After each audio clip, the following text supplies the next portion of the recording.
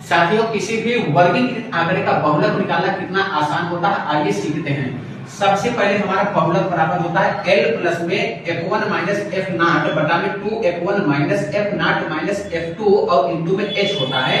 अब यहाँ पे हमें सबसे पहले पता होना चाहिए कि बहुलक वर्ग क्या होता है। बहुलक वर्ग यानी कि हमारा सबसे अधिक बार लिखी गई बारंबारता हमारा बहुलक वर्ग होता है। यहाँ सबसे अधिक बार 23 लिखा गया है, तो ये हमारा पूरा क्या हो गया, बहुलक वर्ग हो गया। अब यहाँ पर हम समझते हैं इस फार्मूले में L क्या होता है।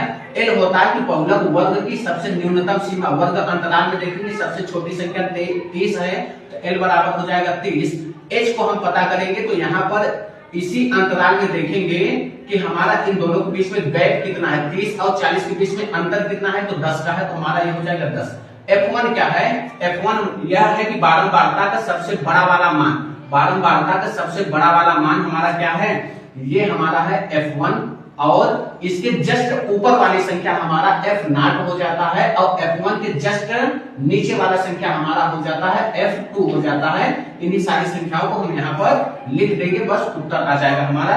तो L बराबर क्या होगा, L बराबर हमारे पास 30 होगा और प्लस में कोष्टक में F1 और F नॉट का अंतर कितना होगा, 23 में से अगर 21 को घटाएं तो कितना बचेगा, 2 बचेगा और 2F1 माइनस में F नॉट। अब यहाँ पे देखिए माइनस माइनस प्लस होगा, तो यहाँ पे F2 और F नॉट को जोड़ लीजिए, यानी कि 14 और 21 को हम जोड़ेंगे तो हमारा माइनस का कितना हो जाएगा, 5 हो जाएगा और 3 हो जाएगा। और इधर पर ध्यान से 2F1 कितना है, 23 में 2 का गुणा करेंगे तो हमारा 46 हो जाएगा।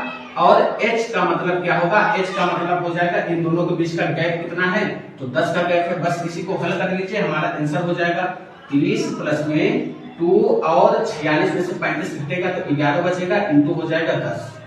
अब यहाँ पे 10 गुना 20 हो जाएगा, तो हम 20 को 11 से भाग दे देते हैं, तो 11 1 का 11 9 बचा, 11 88 2 बचा और 2 बचा तो 11 1 का 11 हो जाएगा। तो यानी हम 30 और 1 हमारा हो जाएगा 31, तो 31.81 हमारा क्या हो जाएगा, राइट आंसर हो जाएगा।